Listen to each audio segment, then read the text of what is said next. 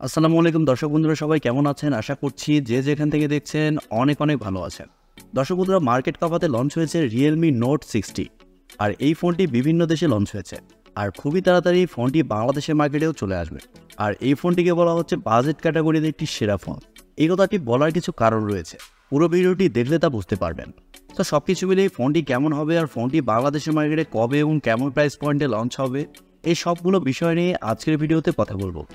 প্রথমে যদি এই ফোনটির ডিজাইন এবং বিল্ড কোয়ালিটি নিয়ে কথা বলি, তাহলে ডিজাইনের ক্ষেত্রে এই ফোনটিতে বিশেষ কিছু পরিবর্তন আনা হয়েছে। এই ফোনে থাকছে আর্মার শেল প্রোটেকশন, অর্থাৎ ব্যান্ড রেসিস্টেন্ট, ড্রপ রেসিস্টেন্ট এবং ক্র্যাশ রেসিস্টেন্ট। আর এছাড়াও এই ফোনে থাকছে IP54 ডাস্ট অ্যান্ড ওয়াটারও রেসিস্ট্যান্ট। রিয়েলমি এই ফোনটিকে যথেষ্ট স্লিম এবং লাইট ওয়েট রাখার চেষ্টা করেছে। ফোনটির থিকনেস করা হয়েছে 7.8 মিলিমিটার এবং ওজন করা হয়েছে 187 গ্রাম।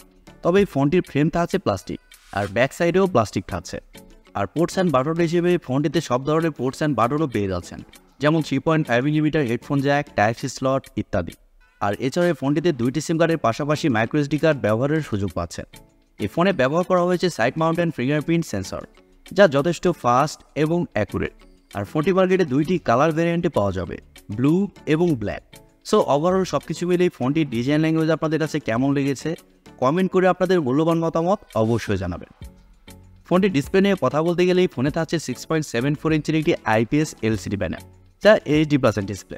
আর এর রেজলিউশন হিসেবে থাকছে 720x1600 পিক্সেল এবং আরও থাকছে 90 Hz রিফ্রেশ রেট এবং 450 নিটস টাইপ ব্রাইটনেস। পাশাপাশি থাকছে 260 ppi ডেন্সিটি।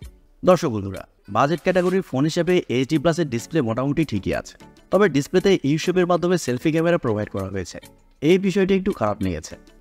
ফোনটির সফটওয়্যার এবং পারফরমেন্স নিয়ে কথা বলতে গেলে এই ফোনে থাকছে Android 14, যার ব্যাকএন্ডে থাকছে Realme UI 5.0। আর ফোনটিতে চিপসেট হিসেবে থাকছে ইউনিসক টাইগার T612 চিপসেট, যা 12 ন্যানোমিটার আর্কিটেকচারে তৈরি করা, এবং জিপিইউ হিসেবে থাকছে Mali G57। দর্শক বন্ধুরা, বাজেট ক্যাটাগরির ফোনে ইউনিসক টাইগার T612 এই চিপসেটটা মোটামুটি ঠিকই আছে। আর এই চিপসেটটা কিন্তু এই বাজেটে মোটামুটি ভালো একটি চিপসেট। এই চিপসেটটি থাকার কারণে এন্ট্রি লেভেলের গেমসগুলো আপনারা ভালোভাবে প্লে করতে পারবেন। আর এছাড়াও মাল্টিটাস্কিং সহ অন্যান্য কাজ এই ফোনটিতে খুব ভালোভাবে করতে পারবেন, এদিক দিয়ে কোনো ধরনের সমস্যা হচ্ছে না।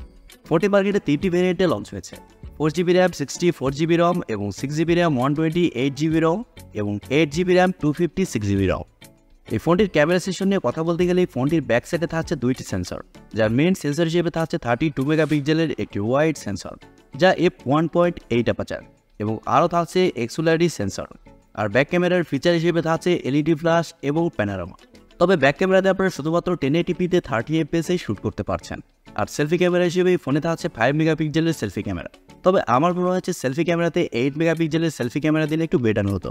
এই ফোনে আরও থাকছে ওয়াইফাই, ব্লুটুথ, GPS এর মতো আরও অনেক ফিচার। ফোনটির ব্যাটারি এবং চার্জার নিয়ে কথা বলতে গেলে এই ফোনে থাকছে 5000 mAh একটি ব্যাটারি এবং সাথে থাকছে 10 ওয়াটের একটি চার্জার।